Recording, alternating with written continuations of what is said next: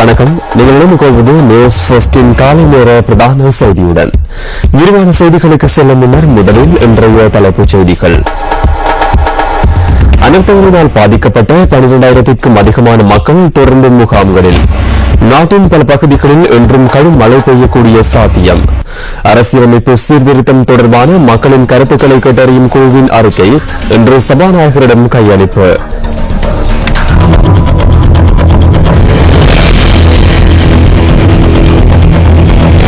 விரிவான செய்திகள். முதலில் உள்நாட்டுச் செய்தி. புதிய அரசியலமைப்பு சீர்திருத்தம் தொடர்பான மக்களின் கருத்துக்களை கேட்டறியும் குழுவின் அறிக்கை இன்று சபாநாயகரிடம் கையளிக்கப்பட உள்ளது.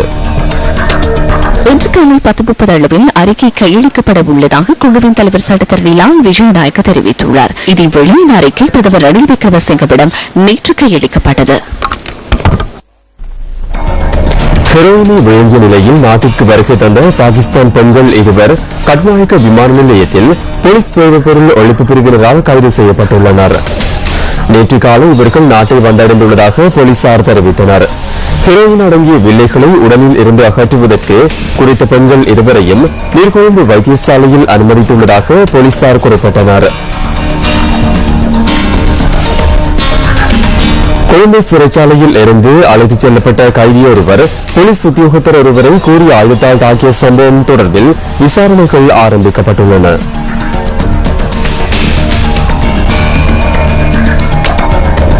இந்த சம்பவம் தொடர்பில் போலீஸ் அதிகாரி ஒருவரின் தலைமையின் கீழ் விசாரணைகள் முன்னெடுக்கப்படுவதாக சிறைச்சாலைகள் ஊடக பேச்சாளர் துஷார் உபல்தனிய தெரிவித்தார்.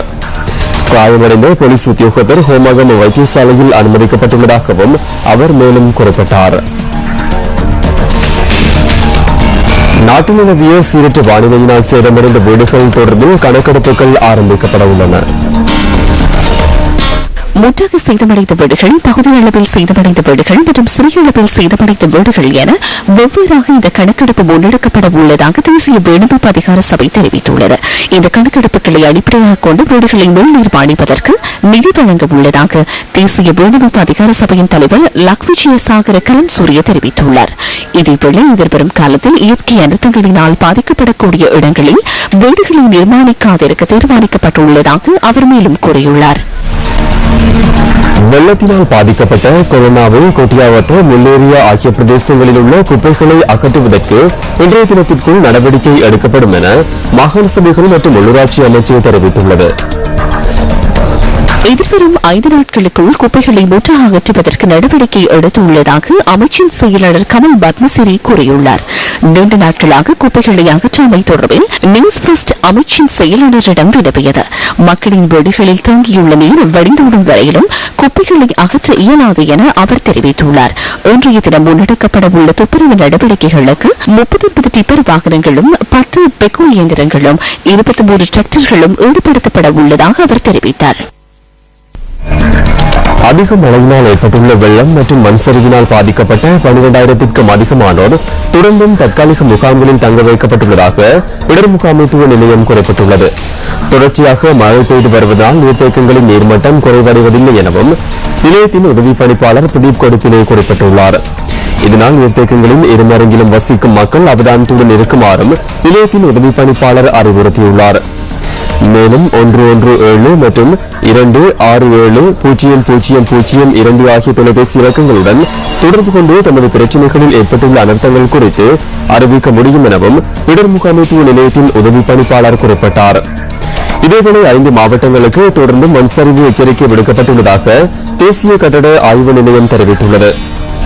கண்டி, நுவரெலியா, இரத்தினபுரி, கேகாலி மற்றும் களுத்துறை ஆகிய மாவட்டங்களில் மக்கள் எச்சரிக்கையுடன் செயற்படுமாறு வேண்டுகோள் விடுக்கப்பட்டுள்ளது. இன்றைய வானிலை தொடர்பான தகவல்களுடன் இணைந்து கொள்கின்றார் வளிமண்டலவியல் திணைக்களத்தின் வானிலை அதிகாரி முகமது சாலிஹின்.